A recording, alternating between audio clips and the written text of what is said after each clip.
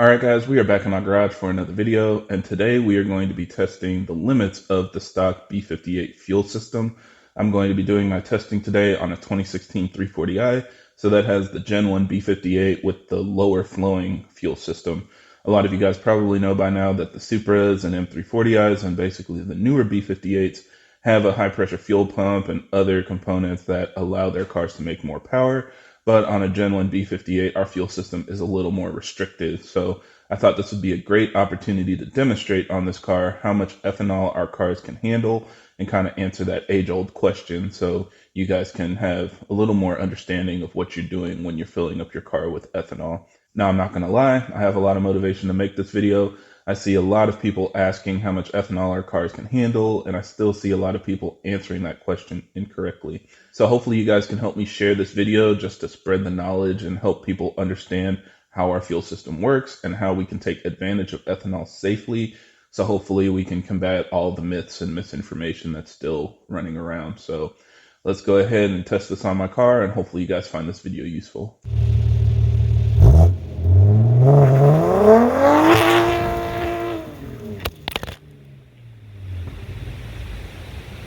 Now, as always, for everybody that's new to the channel, I create these videos to help keep you updated on the latest developments in our community, as well as discuss technical topics so that we have a better understanding of how our engines work. So if you're interested in more videos like that, be sure to subscribe because there will be a lot more coming out in the future. Now, really quick, I just want to give you guys some background for those that don't understand the benefits of ethanol. E85 is a fuel that works really well on our cars because it has a high level of knock resistance, and it also provides cooling benefits in the combustion chamber. So a lot of you probably know that on pump gas, you typically hit the octane limits pretty early. And when you hit those limits, you can add a little bit of ethanol and it will allow you to run more boost, which naturally generates more heat.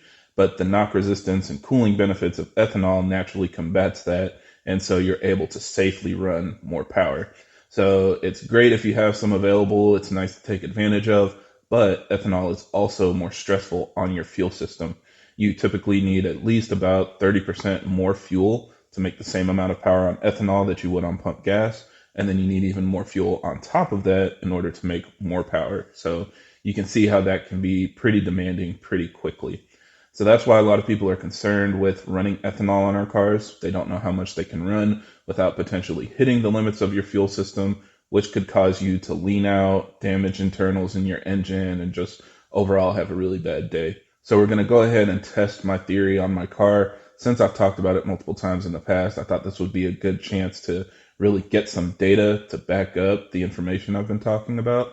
And for reference, my car just has an MHD Stage 1 flex fuel tune. So nothing special. It doesn't need a downpipe, upgraded fuel system, or anything. Their Stage 1 tune is literally designed for a completely stock car, just with the flex fuel benefit so that you can run ethanol and the tune will automatically adjust. So we're going to go ahead and test that on my car and see how this goes. All right, guys, so we are at the gas station right now, and this is basically how we're going to do things. So the car is on pump gas. It's been on pump gas for a while, and we're basically going to head out to Kern Raceway, run a couple draggies, do a couple data logs, just see basically where the car is right now. And then we're going to come back to the gas station and fill up with a little E85 so we can try to target E30. And once we get that going, we'll head back out, do a couple more draggies, a couple more data logs. Then we'll come back and just fill up with E85. So wherever we end up landing, we'll see it'll probably be around E60 to E70 since the car has some pump gas in it either way. So, you know, my ethanol content is pretty good. It's usually around E75. But yeah, we'll just see how high we can get it. And then we'll head back out, run some more draggies, more data logs, see how everything goes. And then we'll head back home and take a look at all the data that we have. So for now, I'm on pump gas. I've got about 100 miles to the tank. So that should give me a good enough amount to do some safe data logs. And then we'll start adding E85 and see how the fuel pump handles it. So let's go do this.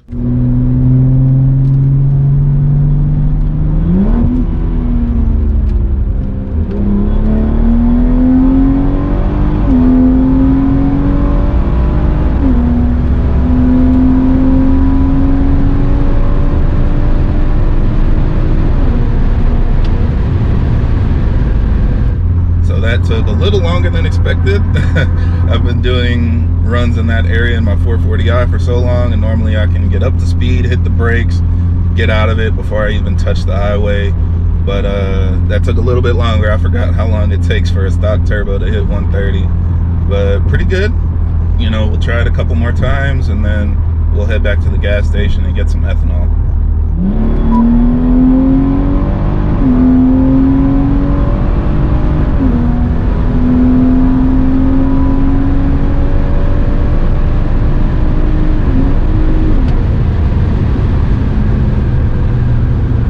Alright, so we're back at the gas station, and I was looking over some of the draggy data.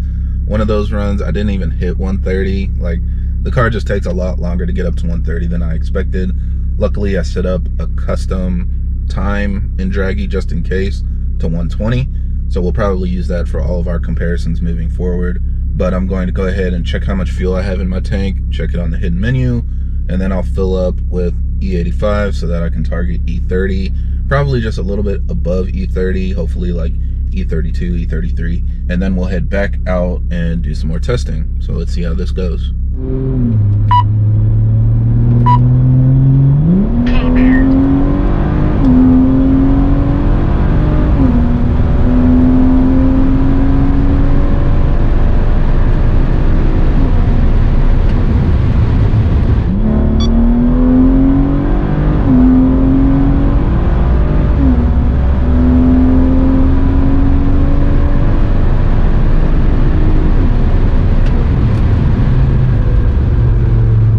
So we are back, and the data logging and draggies went really well. Again, I just kind of looked at the data really quick. It's doing exactly what I expected. Unfortunately, hopefully you guys can see this, but the car isn't quite showing E30. It's showing like E29. It bounces back and forth between E29 and E30. That's unfortunate because my only goal was to hit at least E30, but I didn't want to go crazy over and hit E35 or something like that, and that's just where it landed. So, you know, I tried to mix it up. I drove a couple miles before I did any pulls or anything, but it kind of just is what it is. So we'll keep that in mind as well when we go back and look at the rest of the data. So now we are just going to fill up with E85. It should take a good amount, you know, because the car is still showing a quarter tank. Since I was doing so much driving and logging and stuff, it was eating through the fuel. So we will fill up with E85, take it back out. Hopefully the car handles it okay and does what I expect. So let's go ahead and add some E85.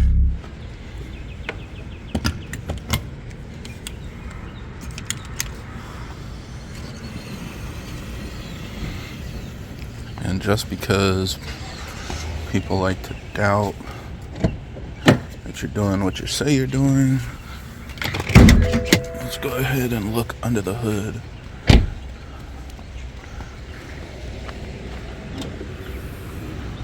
So you can see here, stock high pressure fuel pump, completely stock fuel system.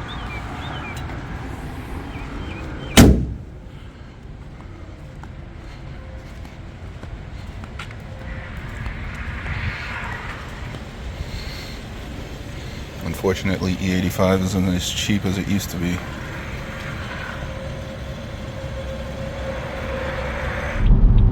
Alright, here's the moment of truth. Let's see how the car handles it.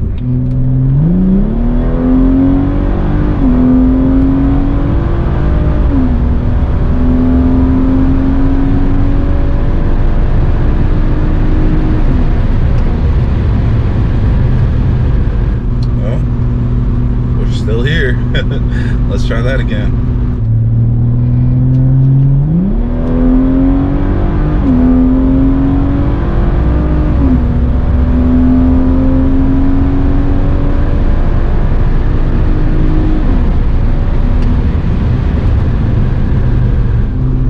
Alright, I guess it works. So let's head back and see what the data tells us. All right, and we are back. So as you guys saw, the car was able to run E65 really well without any issues. I knew it was probably going to land between E60 and E70 just because I still had some pump gas in the tank, but even if I was running full E85, E75, E80 plus, it would have been the same. And so that's really why I wanted to make this video, to help demonstrate that the car can safely run any amount of ethanol that you want as long as you have an appropriate tune. Like I said, my car has a flex fuel tune, so it automatically adjusts.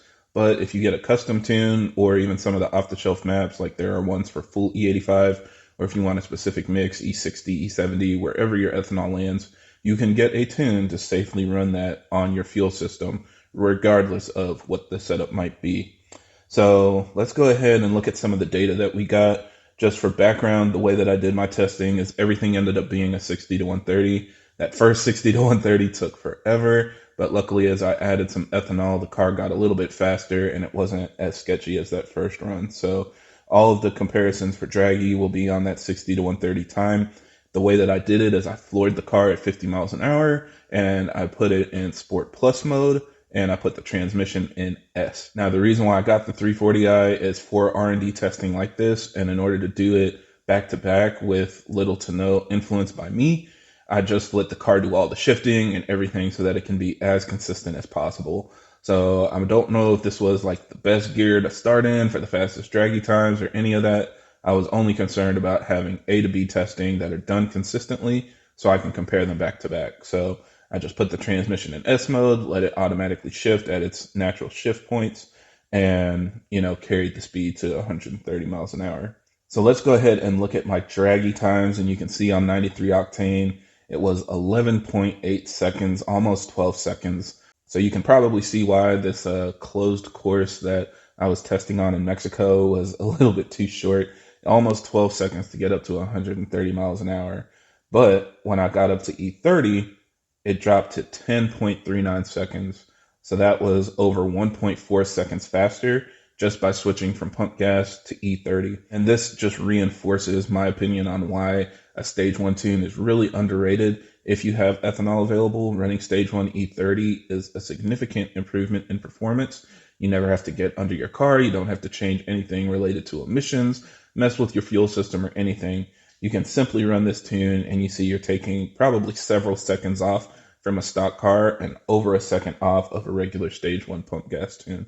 So it's just a really capable setup with little to no work needed to actually put it on your car. And then after that, I filled up with my E85, which ended up landing around E65.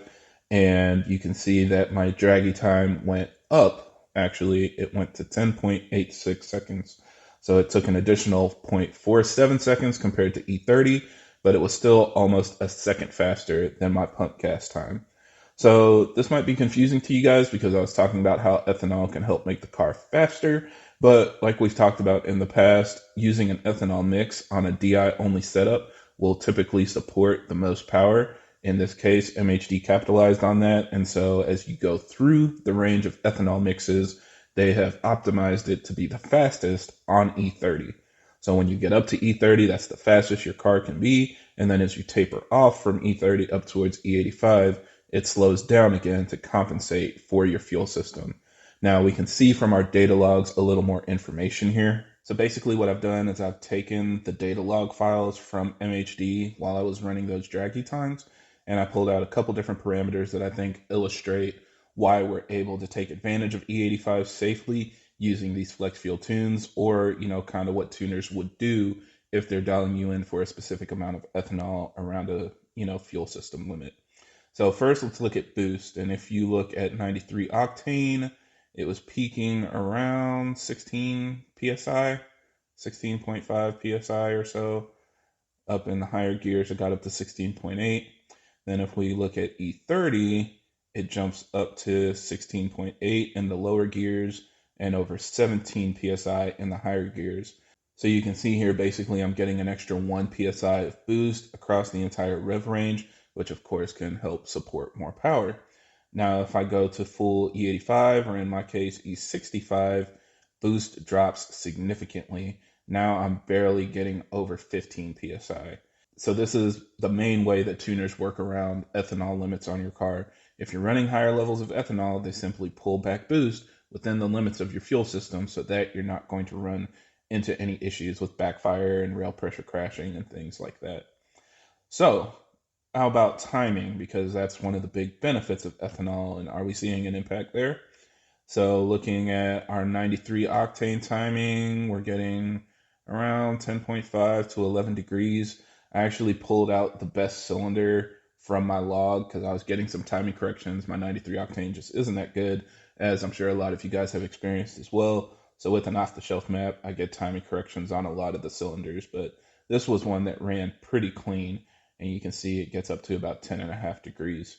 Now, when I moved to E30, a majority of my timing corrections went away, and you can actually see I'm getting now 15 degrees of timing, which is significant. So I think that's expected, an extra PSI boost and an extra 5 degrees of timing. That could help support, taking a second and a half off of your 60 to 130. So definitely a nice advantage to take on with E30. And then with E65, it gets even higher. So more ethanol means more timing you can run. We're seeing 18.5 degrees at the peak. So that's just insane. Now keep in mind, these shift points are at different locations because different amounts of ethanol ran faster. So these big dips in timing are when the car was shifting for each of those logs. So, the first shift was on E30, then E65, then on pump gas. So that's why those aren't timing corrections. That's why the timing drops like that. But yeah, you can see the peak going up 5 degrees from 93 to E30, and then another 3 degrees going up to E65, and maybe with E85, it might hit more than that. I think on my E85 tune, on my 440i, I've seen 19 degrees before. So, yeah, the only downside is that past a certain point, it's kind of like a diminishing return. There really isn't a whole lot of benefit of running crazy timing on these cars. So I think that's a part of the reason why, with less boost on E65, we were running a lot slower than the E30 tune. Even with the extra timing that you're getting with E65, it's not enough to compensate for the boost that we were losing because of hitting our fuel system limits. So overall, E30 is just the fastest one, and this kind of explains why. Now, one last thing I want to look at is AFRs, because a lot of people have asked me about that. I know there's a lot of concern with running ethanol and you don't want to run your car too lean. So you can see here the green line is pump gas, and it is running a little more rich than the E30 tune. So you can see it's actually going underneath this blue line and running lower AFRs. And then the orange line where we run E65 is running a little bit more lean. Now, my understanding and the benefit of this is, like I said, with a fuel that has better cooling properties like E85, you can run leaner mixtures and it will still safely, burn in the combustion chamber because it's not going to burn as hot as pump gas. Another thing to keep in mind is this AFR is not completely accurate. The AFR is converted from a lambda reading. So for lambda, 1 is the stoichiometric ratio. That's the perfect mix. That's what you'll see at idle. And anything below that and running richer than that will be like 0.9 lambda, 0.8 lambda, something like that. But since most people are more familiar with AFRs, 14.7 to 1, 12 to 1, and that kind of thing, they basically multiply the lambda by a factor to calculate this AFR. So all of that is to say that once you start adding ethanol, the AFR reading isn't that accurate, but relative to pump gas, that same AFR for ethanol will be just as safe because lambda automatically compensates for any amount of meth, ethanol, any fuel that you're running. Basically, the lambda sensors can see it and adjust to the appropriate stoichiometric ratio for your fuel mix. So when people see this and they're like, isn't 13 AFRs like super lean for E85? Well, it's not actually 13. You'd have to convert that to lambda on a pump gas scale and then calculate the actual AFR reading for your ethanol mix or full E85 setup. So hopefully that makes sense. If you guys want to see more explanation of that in a future video, there's a lot of math there, but suffice it to say, if it's safe for pump gas, then it should be safe for ethanol as well. One other thing also captured in here is that fuel trim stayed pretty consistent. I didn't see anything over 10%, which is a really good sign because, again, with the flex fuel tune, it should be compensating for the fueling that you're running. So the car shouldn't feel like it needs to add extra fuel or pull back on fuel because of a specific ethanol mix. If it's properly dialed in, then your short-term and long-term fuel trims should stay in the single-digit range, and that is a good space to be in. So, yeah, I mean, Overall, I think the car ran really well. What I'm doing moving forward is I'm going to keep running ethanol mixes just because that's the best balance of performance and torque within our fuel system's limits. I also am going to be upgrading my fuel system. I have a TU high pressure fuel pump that has been waiting to be put on, but I wanted to do this test first. So I'll put on that super fuel pump, turn up the boost a little bit more, and probably still run an ethanol mix unless I end up adding, port injection or something in the future. One other thing, guys, I forgot to mention is just because a tune is labeled E30, E50, flex fuel, whatever, that doesn't necessarily mean that the tune is safe to run. If you tune your car, you need to run logs. That's the only way to know that everything is working well.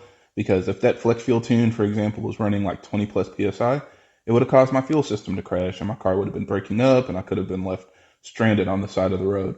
So that's just something that you need to be aware of. Do your due diligence, run logs, make sure that everything is working the way that it should. If it says it's designed for E30 and you're targeting your E30 mix and nailing it, you still need to run logs. Just make sure that the boost and timing and everything is appropriate for the fuel that you're running in your specific conditions, because these tunes can't work for every single setup every single time, especially if it's an off-the-shelf map. So just a reminder, me running logs right now isn't just for the video. It's also so that I can make sure that my car is healthy and that the tune is running appropriately on my actual setup. So, just do what you need to do to make sure that everything is right for you so that you can continue enjoying your car. But yeah, again, hopefully you guys can help share this information. The only thing that's limiting you is your tune. You can run any amount of ethanol that you want. Your tune is what's going to make it safe, and you should be building your fuel system around your horsepower goals and the fuel that you plan on running, not the other way around. The fuel system itself can be tuned to compensate for any and every setup in pretty much any scenario. So that's why I don't like it when people say, oh, a TU pump can only handle E30 or E50. The stock fuel system can only handle E30 and all of these different scenarios, because in most cases, that just means that you don't have a tune that's properly designed for the ethanol you want to run, if you want to run more than that. So yeah, I think that's it for this video. Thank you guys for watching, and I hope this helps. And if you have any other questions or comments, leave them down below.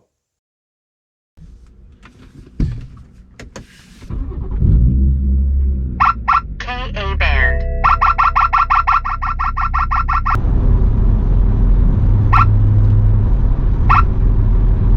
KA band.